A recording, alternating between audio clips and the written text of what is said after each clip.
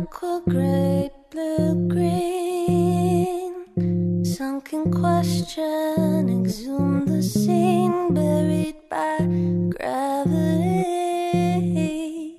buried something somewhere close to me, yeah, buried something somewhere deep.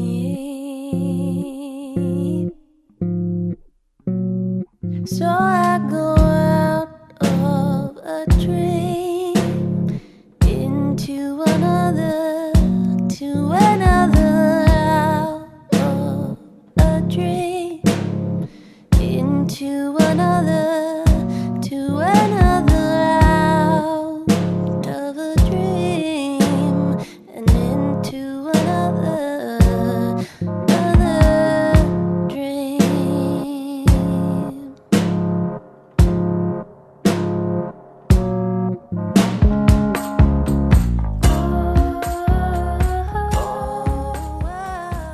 Isla Craig is a talented singer, musician, and songwriter based in Toronto, Ontario. Well known in the city for contributing vocals to work by the likes of Jennifer Castle, The Weather Station, U.S. Girls, and Fucked Up, among others, Craig is a member of the excellent band The Cosmic Range, and she also performs and releases her own songs. Her latest album is a haunting and introspective one called The Becoming, which is out now via Pleasance Records, and ahead of her appearance at the 2018 Spooktacular event hosted by Kazoo Fest in Guelph, Craig and I discussed her interest and approach to singing, her renown as a collaborator, Tori Amos and Jeremy Costello, fear and the patriarchy, the themes, concepts, and psych soul sound of The Becoming, and much more. With the support of listeners like you who subscribe to this podcast and spread the word about it, and make flexible monthly pledges at patreon.com/creativecontrol, plus in-kind support from Pizza Trokadero, The Bookshelf, and Planet Bean Coffee in Guelph, and Grandad's Donuts in Hamilton, this is the 437th episode of Creative Control, featuring the wondrous Isla Craig, with your host, me, Vish Khanna. Draw your lines, map them well. Draw your lines when you wanna hide something. Dig it in the earth, dig it in the earth. When you wanna feel land, feet in the sand, feet in the sand. Water carried away, surfacing to air, surfacing to air. Fire reduce matter to ash, piles of ashes fly away fast.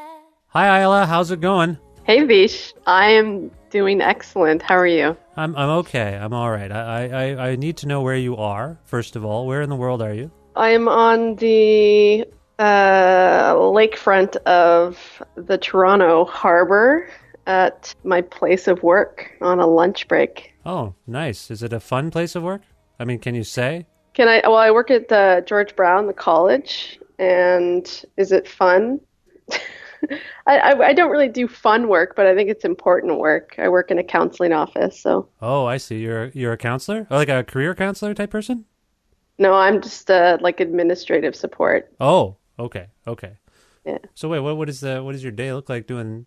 Who do you counsel in an administrative support role, if I might ask? Well, I don't counsel, so I just I help run the office and do the bookings and okay.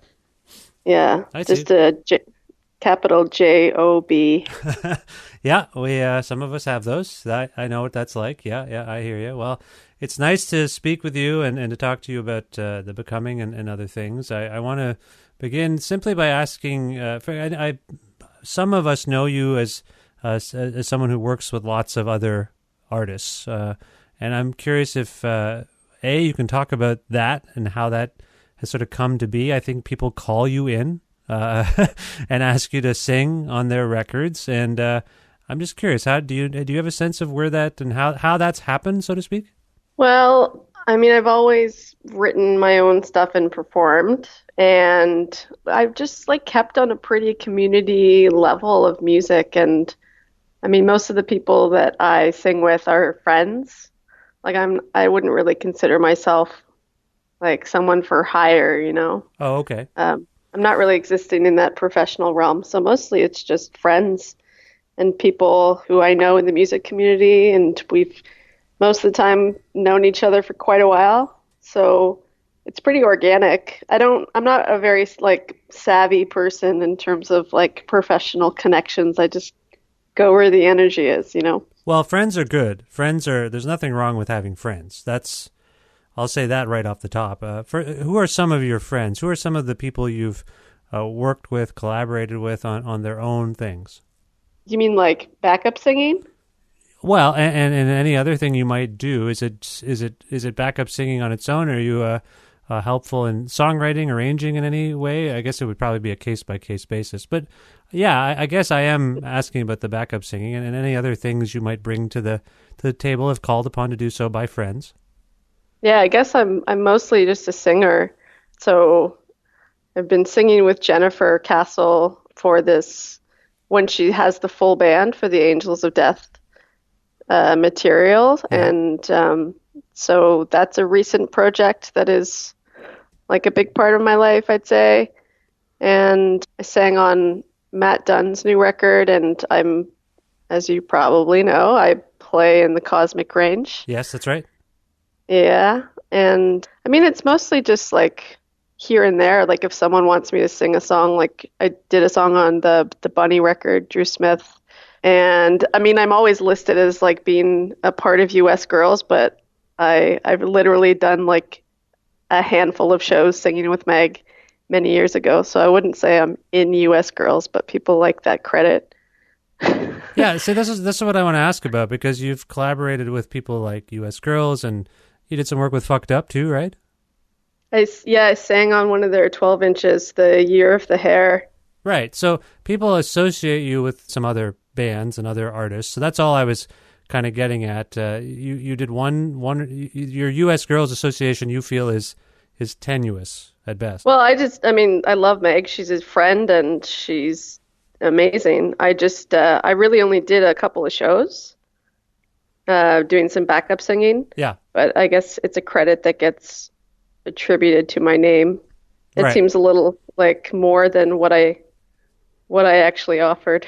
I see. I understand. Well, I want to get to the heart of that, though, this notion that people your friends ask you if you can sing with them, in terms of maybe what it is about your approach to singing. I kind of think of you and using your voice as a communication device, maybe a little more than some other singers do. I mean, people have lyrics and things they want to convey, but there's something about your approach to vocalizing, using your voice as an instrument, but as well as, as conveying words. I feel like there's something going on there. Can you talk about your relationship to singing, and also, within that, when you began singing, how you got into singing? I mean, you're at this point now where people ask you, they like your voice so much and your approach to singing so much that they want you to be a part of their thing. I think there's something to that, and I just want to see if we can get an origin story. Well, I grew up in a family where my mother, she's a vocal and piano teacher, and she taught out of her house. So it was the soundtrack of my life. Like, yeah, her students were always in the house singing. And then from there, she's also an organist, and I would go with her to church every week, and I would sing in choirs. And then my dad played in bluegrass bands, and we would go to these bluegrass festivals, like do the circuit in the summer. And so I was kind of surrounded by like harmonic music in these really like different ways, like classical, like liturgical music, and then bluegrass, like mountain style. So I guess my ear heard it all from a pretty young age. And I don't know what it is about harmony. Like I know other singers who like I know Jennifer has a difficult time like picking out harmonies, but like her voice is so singular and strong. It's like that's her skill set, but for some reason harmony can be it just is like something I understand, probably because I heard it so much from such a young age. I think there's a lot of us who have trouble with it when we're called upon to sing something as simple as happy birthday, or you mentioned a church setting, or you're in a bluegrass band where there could be hollering going on, but if you can kind of hear yourself trying to sing along with someone, you might be like, oh, I'm a little off here. Can you talk about that? Like, is it, you find it comes to you, it's what you heard, it's in you have an ear for harmony singing, but is it possible for you to kind of articulate why people might have difficulty with it, and maybe where they go wrong? I'm not asking for a free music lesson, by the way, but I just thought it would be interesting because you're on the topic there. Can you speak to that? Well, I really don't know. It's kind of mysterious to me as well, but I think a lot of singing has to do with hearing and listening, like being able to match a tone. And I don't know what it is that makes someone not be able to do that. Like, I mean, my mother teaches vocal lessons, so I spent a lot of my life listening to people that were trying week after week to do it, and some people had more of a struggle than others. But you think it's physiological? Like, it's some people just can't do it? I think it's like, I don't think it's a muscular thing. I think you could probably do a lot of things that you put your mind to, but I think when it comes to listening, like, it's not just a matter of making the sound, it's how that sound resonates within you. So yeah, I'm not really giving you an answer at all because I don't know. No, that's fair. But you have a lot of experience in this realm. Like, I try to sing with my kids a lot, and sometimes we're just all over the place. You know, I mean, it's a difficult thing to do. I can't. I feel like, and there's enough video evidence to counter this, but I feel like I've actually become a better singer since my kids were born. Not that I'm a singer, but it's just like a home weekend. Actually, I've sung a lot in public, I have to say, now that I think about it, but I was never very good at it. It just I had the spirit and the drive to do it. And sometimes that's enough, particularly when you come from maybe punk rock or something. It's just, you try something and you do your best at it and you get better at it, hopefully. But yeah, with my kids, I spend a lot of time singing them to sleep, and I feel like that's taught me a little bit about singing. It is a practice that you improve upon the more you do it. You were saying that some people just maybe never get it, but it is possible, I think, for the most part, unless you're, tone deaf or something, to eventually, if you just keep at it, you can kind of get there as a vocalist. I'm generalizing, but what do you think about that? Yeah, I think that the thing is, there's like a lot of inhibition about sharing one's voice. It's a really vulnerable thing. And I think a lot of our lives we're walking around in our own, inner world and singing in a very close kind of way to ourselves, like just speaking very generally. So I think like to really work on it, you have to put it out there, and it's a really vulnerable thing to do. I mean, for all of the years that I've been singing, and for all that singing gives me in terms of like wellness, I can feel really out on a limb many times. Yeah. Because it's an embodied sound, and I'm sure many musicians feel this way about their instruments. But I happen to be a singer, and I identify as a singer, and so there's like something I can't separate. It's like it's part of you. Yeah, it's part of you. Yeah. Yeah. Well, you mentioned. But I've seen some footage of you singing with your kids, and it's just the sweetest. Oh, the absolute sweetest. Well, thank you. I don't think we're going to win any singing awards, but it is fun. I'm just trying to encourage it, and we just end up doing it, and they like it, and they seem to like it, and I know that anything they do with their parents, they're going to like on some level at this age, at the ages they're at. So at some point they're going to reject everything. I know that's coming, but I'm trying to enjoy the fact that if I do something or if they do something, then we kind of reciprocate interest, and so we're enjoying that right now, and I appreciate you saying so. But you were saying something about singing being a very vulnerable thing. You mentioned that when you were younger, you were surrounded or immersed in in singing because of your mother's practice.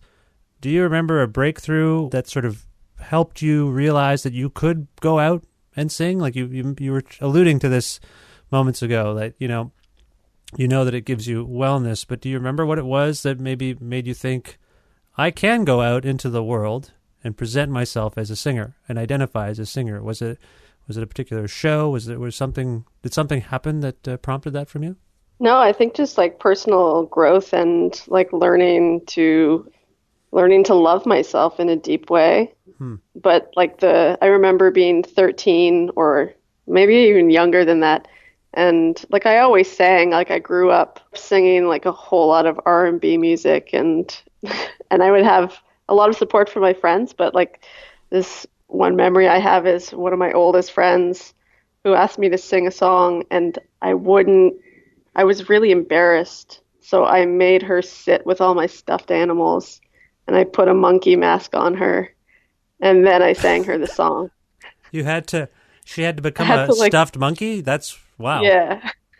Yeah, because I was really nervous. Like I've always been a pretty nervous person, and it just took a long time. There wasn't like any major breakthrough. I think just doing it and coming to feel that I had something that was honest to me and that's worth sharing. That's enough. Doesn't have to be revolutionary. Yeah, there's always at least a couple of human beings or monkeys or dolphins or teddy bears that insist on making eye contact with the singer, isn't there? There always is. I wouldn't know. I mean, I'm usually like my eyes are pretty sealed or I'm like in another universe. You're concentrating. Yeah. Yeah.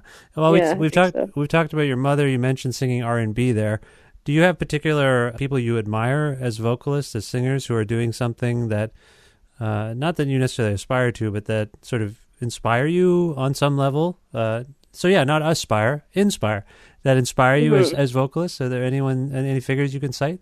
Well, I'm deeply in love with Jeremy Costello, Special Costello, and his voice. It's like one of the most staggering voices I've ever heard. Now, Jeremy's Just to be he's extremely hyperbolic. well, he's a contemporary of yours. He's on this record to sing this song Gregory, right?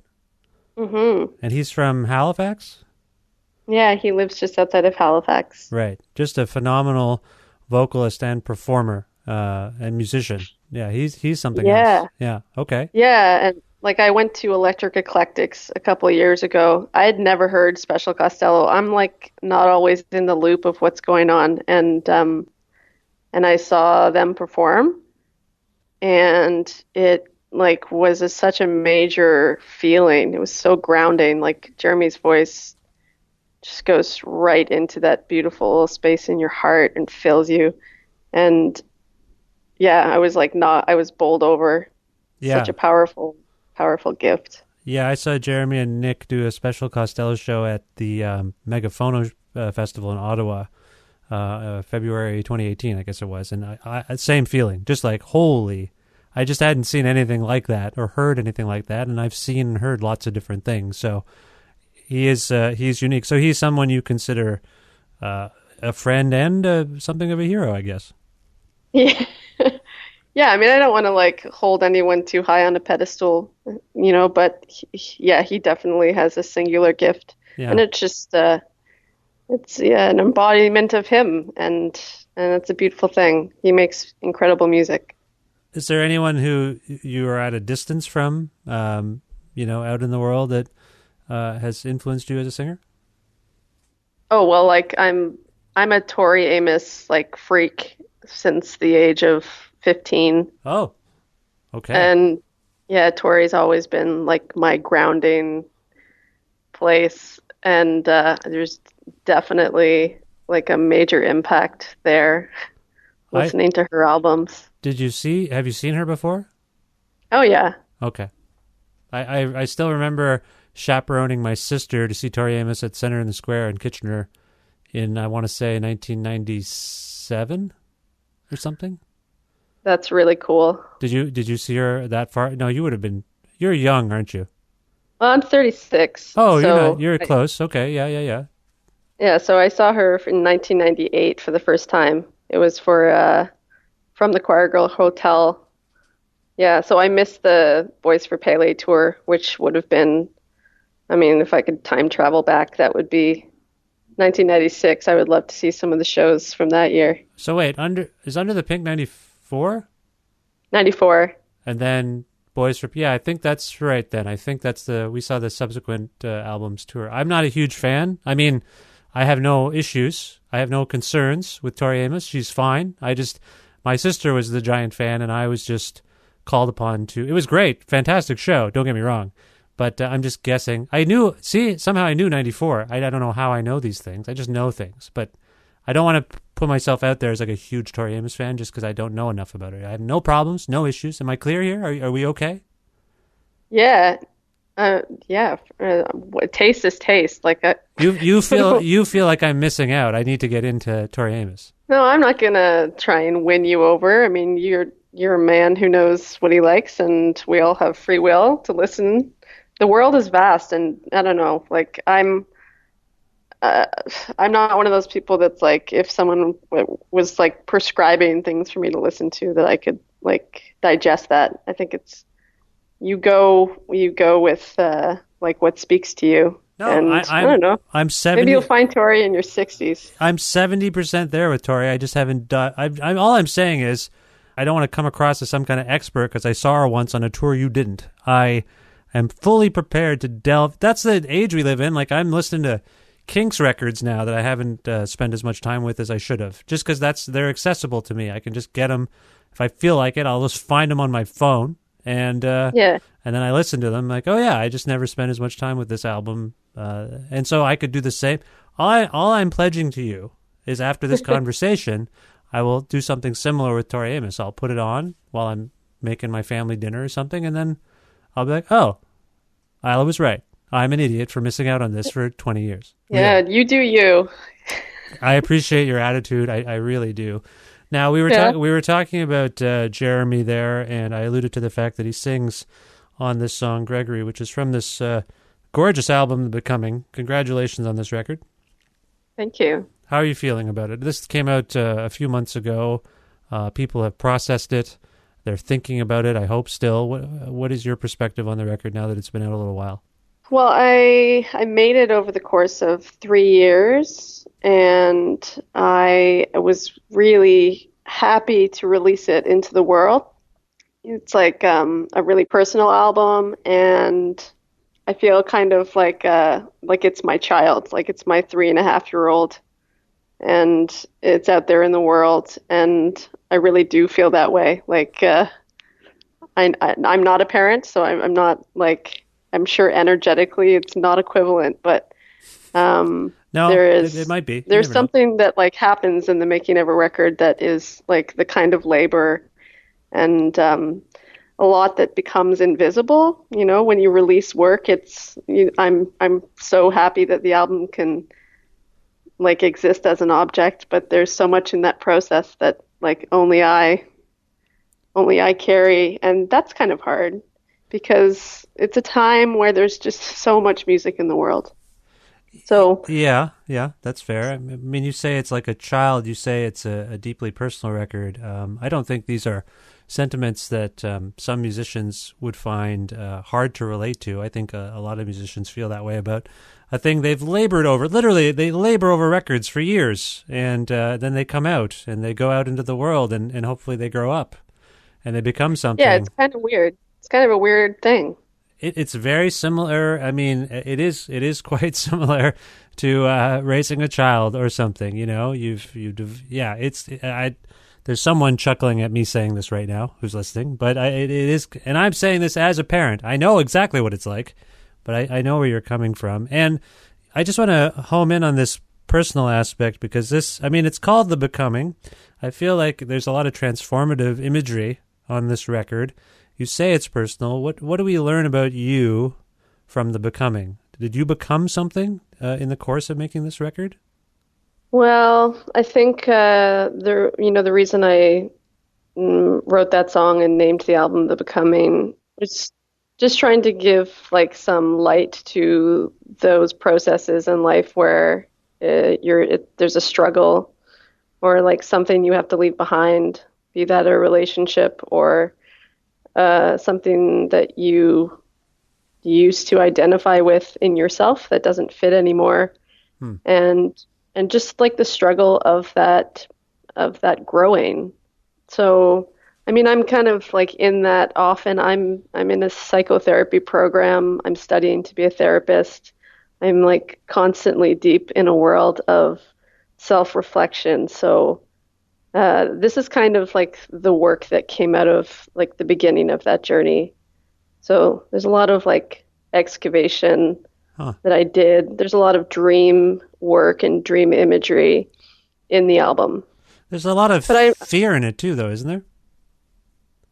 fear. I sense fear and scariness. I mean, when I think of the song "The Becoming" and I think about strangers at doors knocking, growling, snakes. Yeah, There's animals. There's scary stuff going on, and then there's this sense of like a new world order comes up on the record as well. Like, but kind of like an optimistic wondering about the new world. The song "Who Am I?" I guess is what I'm referring to.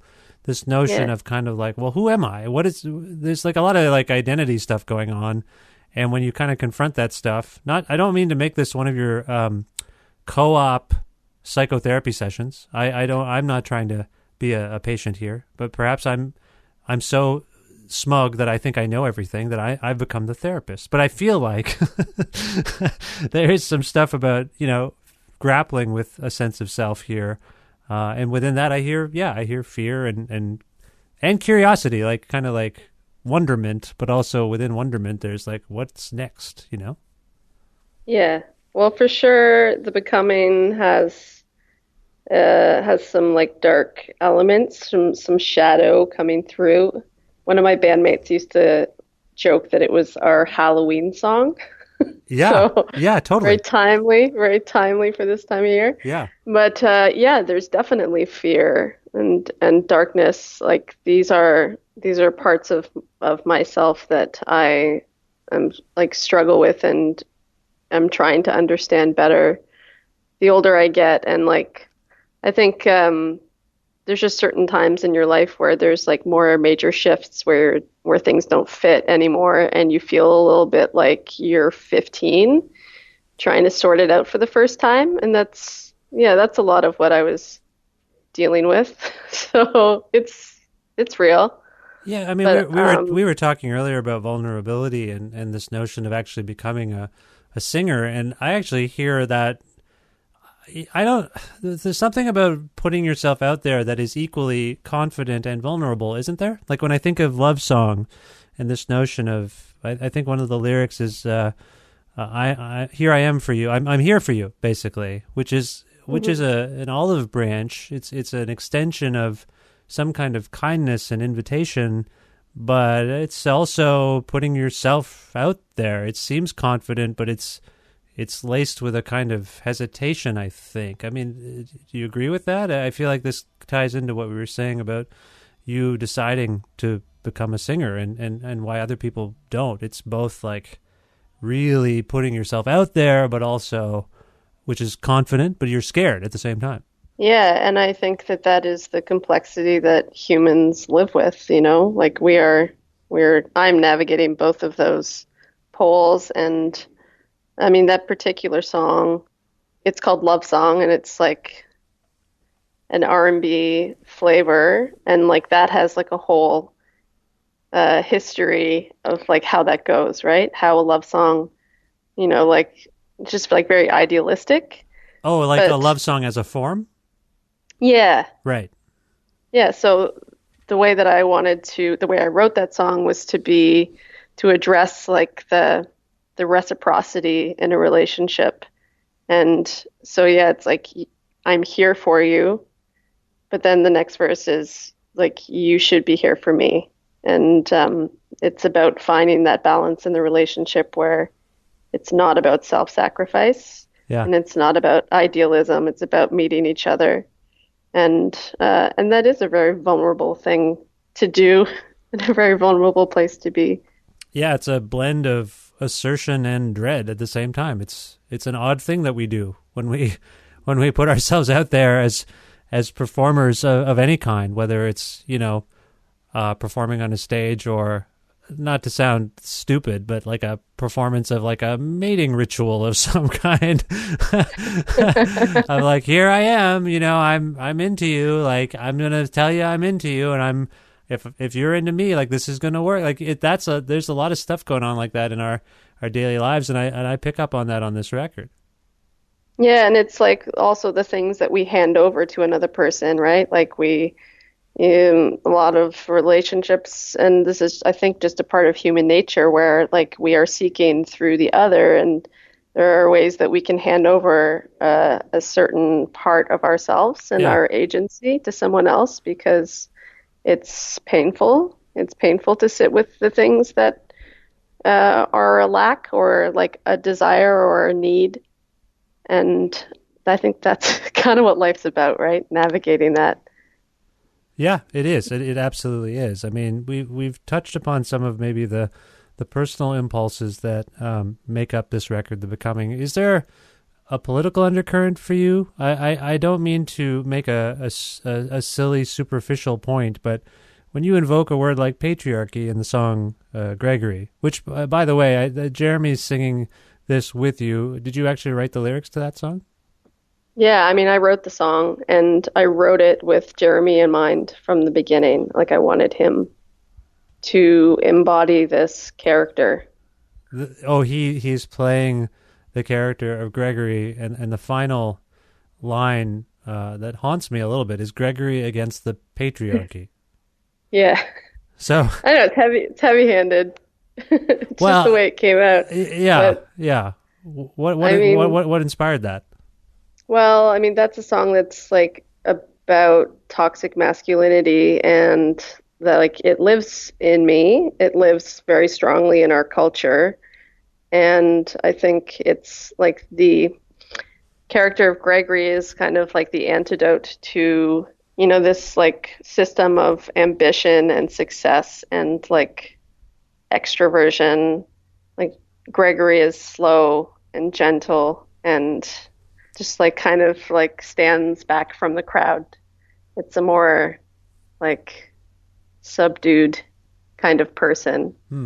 But I think that like we live in a time under, you know, capitalist patriarchy that like really asserts a lot of values, that being successful looks a certain way.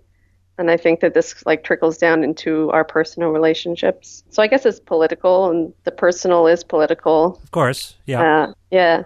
Is Gregory an idealized version of a person? Is Gregory inspired by someone? Yeah, he's inspired by somebody. Okay, so is Gregory then a heroic figure, a naive figure? I wouldn't say he's heroic, no. Like I've kind of like pulled him out of the very comfortable like side stage space where I think he's more comfortable by making a song and putting him in it. But yeah, he's just like a gentle way, like a softer way that doesn't ask to be seen and doesn't demand definition. And he's a really good listener. So he might not he's a writer, so he's in his words, but he's not spitting them at you. Yeah, you know? I'm conflicted about Gregory. That's why I'm asking about Gregory, which, by the way, it's the final track on the record, I guess. So maybe that's why I'm left with it, and I've thought about Gregory, because the couplet, the full line, I mentioned the last line. The full line is, "You turn time into a slow luxury, Gregory against the patriarchy." That seems pointed. It seems like a pointed thing, a sense that someone who might think they're doing something positive is not actually accomplishing what they think they are. Is that a good reading of that? Well, I think that's that's a parallel thought.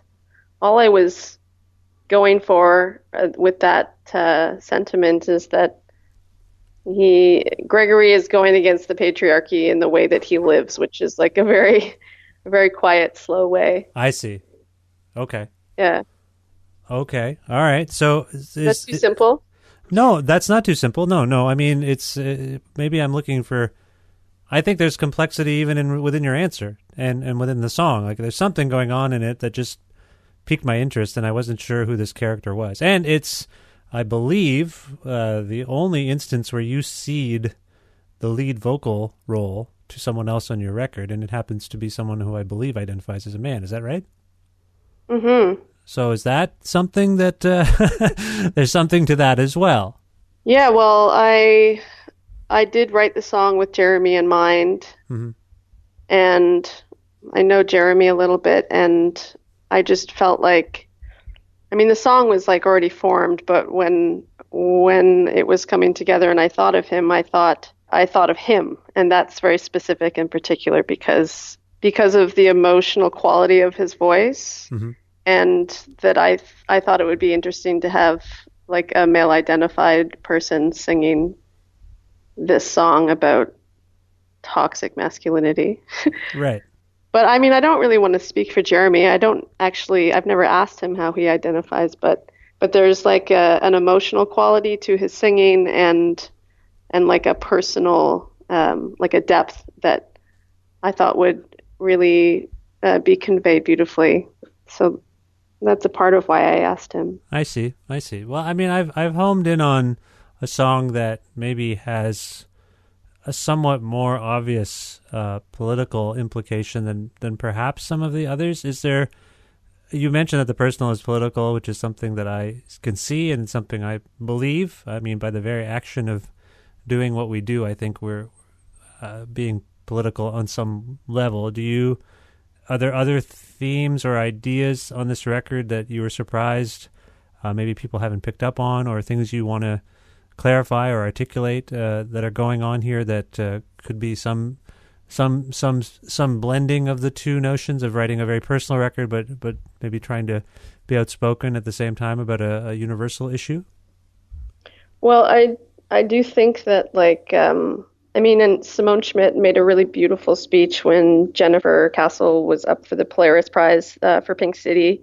When she gave the introduction, she spoke about how like being a singer-songwriter in this climate and age is like actually like a pretty strong stance, like a pretty revolutionary thing to do. And I definitely feel that like there's a lot going on musically and in culture that like is really assertive in its identity or in its knowing. And maybe this record is about like not having that kind of assertion, like and being uncomfortable and not entirely clear. Right. And I do think that relates to our political landscape and just a way of like breaking up power, but like on in the way that we propagate that in our personal lives and relationships and our relationship to ourselves more than anything else. So in calling the record The Becoming and maybe following up on what you just said, do you feel like we are in the middle of some cultural moment? Like we're getting somewhere, we're just maybe not there? I don't know. That was a bit of a vague question, but do you feel like something's changing at this point that we're all in? I mean, there are some ways that things are changing in terms of like the generations and the way, just something like, gender identity and how that's discussed now with kids and the way we speak about mental health.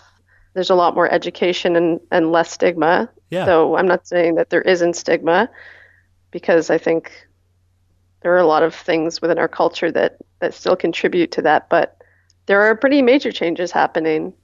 Is that what you asked? I'm losing my train of thought. No, it is what I asked, and it is a confusing time because I do feel like those changes that you are describing, or those shifts in the way we dialogue, are huge, and yet I feel like those of us who take some heart in those developments are now confronted by the fact that there's a whole other uprising of backwards, evil sentiment and thought. And because that stuff sells more, I will use the term newspapers as a catch-all for clicks and other media. But I feel like we are just given the bad news and forced to dwell on that to sort of create more anxiety and for us to consume. This is me going on a very subdued rant, but I do feel like that it's important to recognize. And when I talk to artists like yourself, and I say something like this, like, don't you feel like, on the one hand, yeah, things have never felt worse socio-culturally, politically. On the other hand, there seem to have been a lot of developments made. I mean, and we're seeing these forces that I described try to ratchet those progressions back, but I can't help but feel like because they're in the conversation more broadly, the changes, the positive steps, that they're there still. You know what I mean? Mm-hmm. Which is something we can take heart in. Yeah, I mean, with the like polarization of like the left and the right, I mean, I would say that I'm a leftist or more on the left, but I do think it's problematic, or I think it can be really to our detriment to draw such like clear lines. Yeah. I think this is something that I've been thinking about a lot in the last few years, about like how to talk to strangers, how to talk to the other and someone who doesn't share your worldview, and how like that's really where the change needs to happen.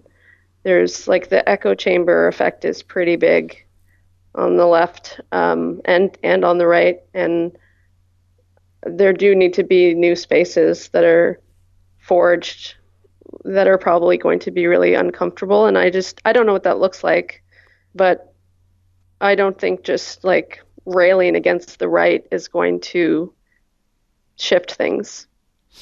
I think that makes sense, but I also think we're in a nonsensical time and place, and that this might warrant a longer conversation than we have time for. Because, the echo chamber thing is totally valid. I just was on my Facebook today, and I noticed that for some reason they've modified my feed algorithm so that the first thing I see is like a friendly post from a friend about nothing, and then the rest is just for me. This today, I noticed it was all Washington Post, Politico, New York Times articles. Like just that's all I got. The rest of the way, if I was scrolling down, I wasn't seeing any other friend update. And I that's evil on some level. Like that's manipulating something that they think about me. For sure it is, but also social media is a strange world that, you know. Yeah. So if we're looking for clarity, we might not want to look there. I agree. I do agree with you. I feel like we've talked a lot about your voice. We talked a lot about your singing. We didn't really talk about your lyricism per se, or lyric writing. And maybe we can do that now, because I did ask you about some lyrics, and I think I have a sense of where you're coming from. I think we did. What I was going to say is, and by the way, feel free to elaborate upon your songwriting as well. But I did want to ask about the music, really, is what I was fumbling towards there. This music is really fascinating, and you have an aesthetic. Do you yourself play an instrument? Do you play many instruments? How many instruments do you play? On the record, I play guitar, and I play piano, and I play the flute. Kind of. and I sing, and I like shake percussive things. Right. But yeah, that's mostly what I can play. So you're a multi-instrumentalist. Did you say your mother also taught, she taught piano and vocals? Is that right?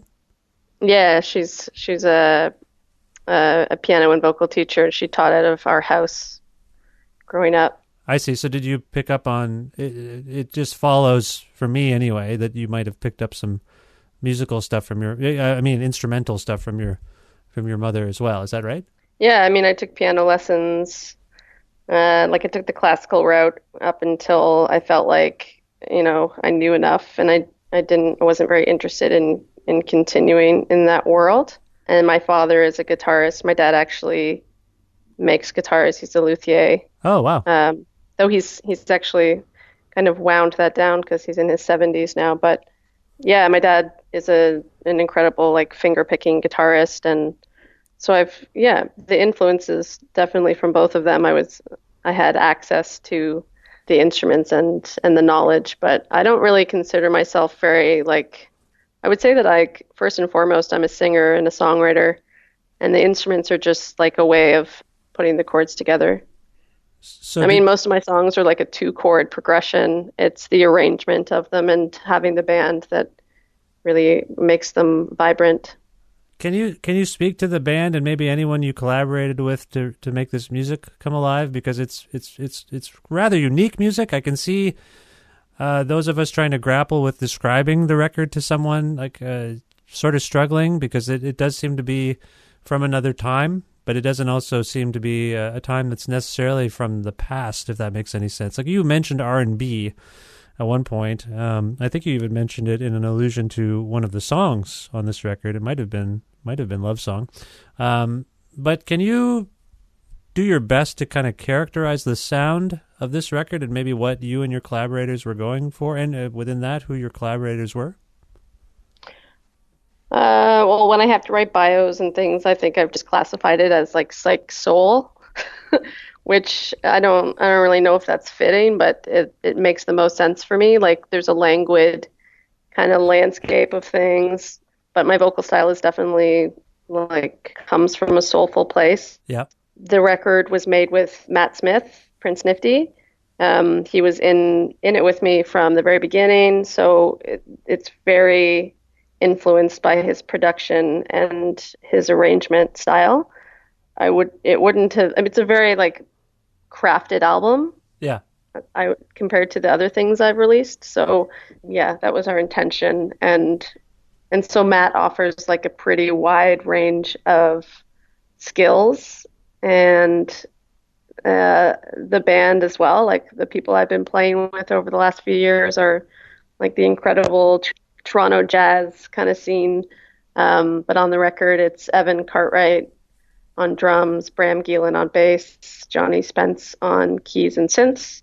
And then these days in Guelph, I'll be playing with Evan, Josh Cole on bass, and Colin Fisher on saxophone, and Jonathan Ajemian on keys. Nice. Okay. So they're like very flexible players, but I mean the people I play with are friends, and there's got to be some kind of comfort in the exchange to make it resonant for first and foremost for me, and then hopefully for other people. So yeah.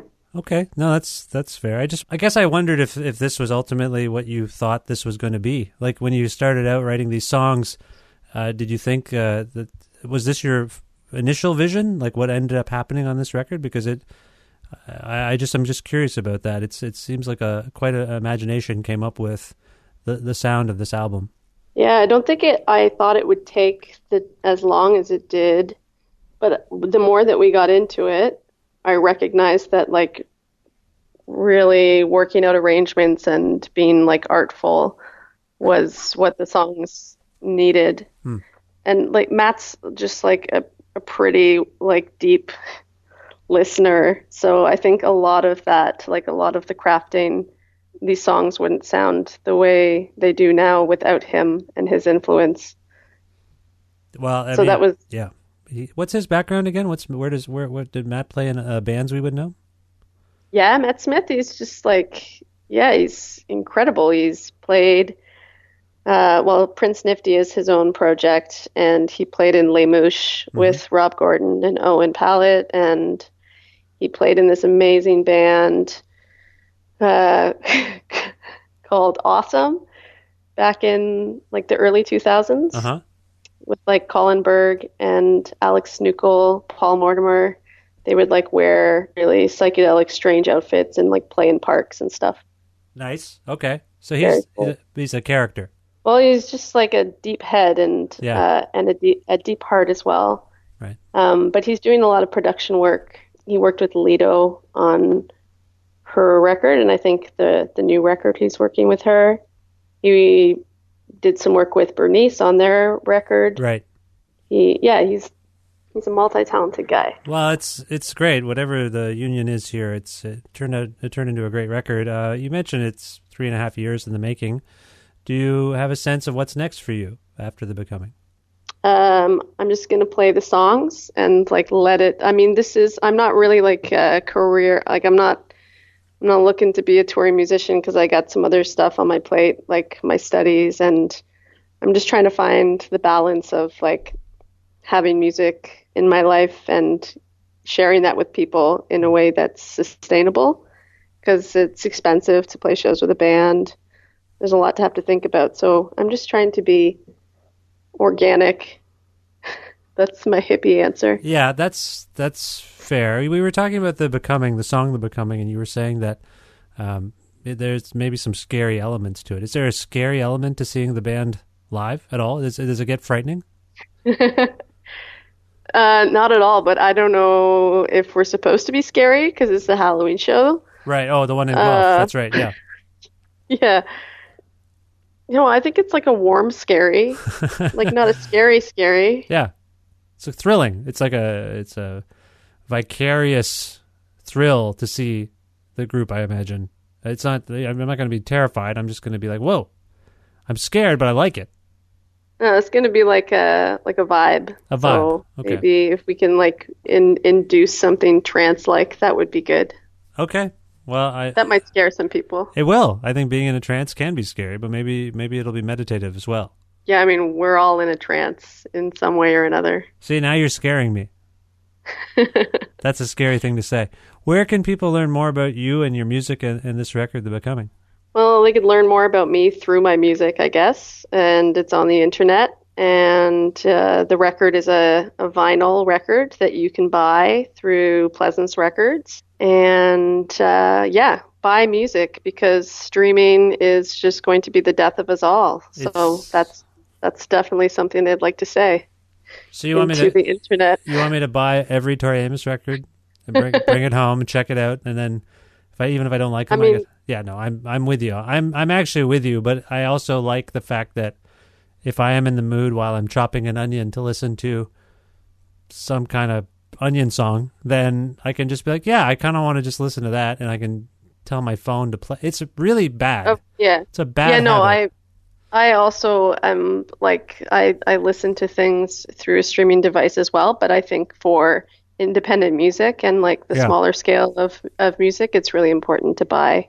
But you can stream Tori. Like I stream Enya. I'm not going to buy Enya's record. She doesn't need my money. Right. That should be on a t-shirt. Enya doesn't need my money.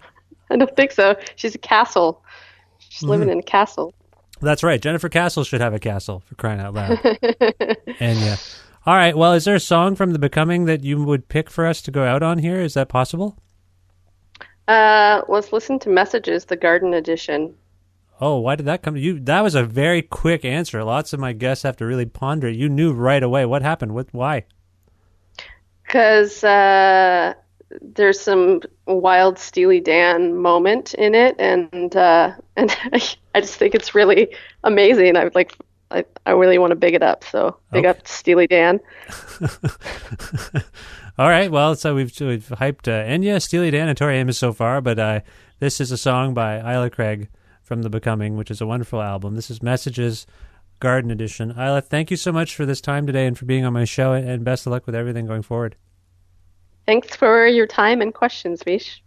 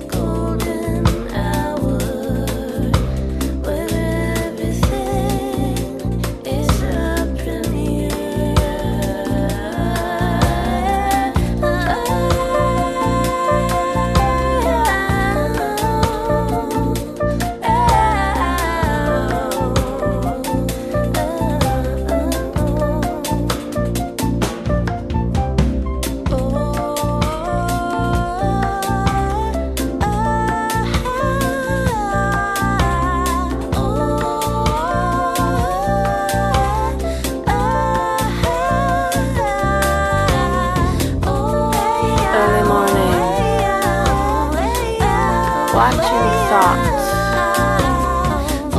Solitude. Pulling cards to tell the news. Doing the dishes in the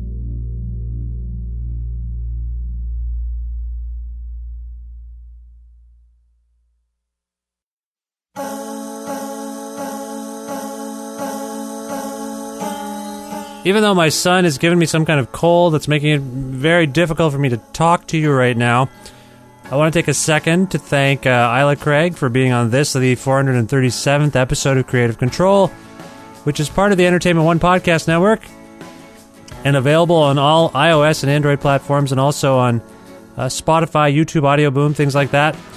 And if you can't find an episode that you're looking for, if you want to learn more about me, but sign up for my regularly scheduled newsletter, please visit my website, vishkhanna.com. Find the show on Facebook and like it. Find me on Twitter and follow me at Vish Creative or Vish Khanna. Listen to a radio show version of Creative Control on Wednesdays at noon Eastern Standard Time around the world at cfru.ca or on an actual radio at 93.3 FM if you're in or near Guelph. Please visit patreon.com/Creative Control to make a flexible monthly donation to keep the podcast going. Thanks to Pizza Trokadero, The Bookshelf, Planet Bean Coffee, and Grandad's Donuts for their in-kind support of the show.